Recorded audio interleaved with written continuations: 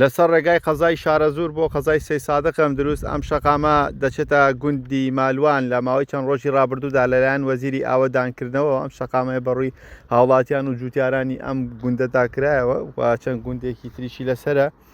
بە دووری 50 کیلۆمەتر 50 مەتر یاخود 100 مەتر لە نزیک شەقامە گشتیەکە لێرە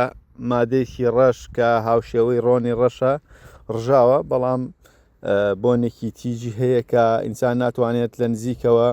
یاخود زۆر نزیکی بێتەوە بەهۆی ئەوەی کە تووشیان ناستونی دەکات. ئەم مادەیە چەند ڕۆژێکە لە ناوچەکانی سلێمانی دەبینرێت. شارە زۆریش بێبەش نەبووە لەوەی کە ئەم مادەی لێرە تێیدا بڕێژن. جا بۆ زانیاری زیاتر دەربارەی ئەم ڕژانی ئەم مادەیە پەیوەندیم کرد بە ئاوارە حەمە شەریف بەڕێوەبەری ناحەیزەڕایەن ئەو پێڕاکەیان دەم کە ئەوان ئاگادارن چەند ڕۆژێکە بارێک لەو مادەیە لە نزیک گوندی مالوان ڕژاوە بەڵام بە هۆکاری ئەوەی کە وشک بووە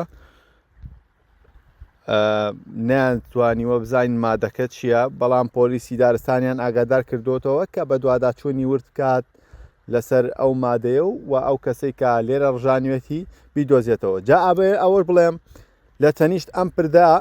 ئاوی چەمی تانجەرۆ هەیە کە بە درێژایی 10 کیلۆمەتر شۆڕ ئەبێتەوە و دەچێتە ناو ڕووباری سیروان یاخود بەنداوی دەربەنی خان لێرە ئەو مادەیە تێکەڵ ئەبێت بە ئاوەکە.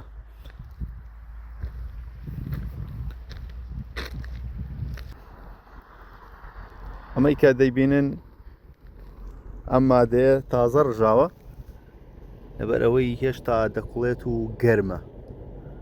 و بەپێی ئەوەی کە بەشێکی زۆری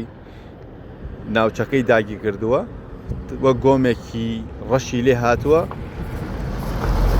بۆیە دیارەکە زیاتر لە چەند بارێک لەم مادەیە لێرە ڕژاوە.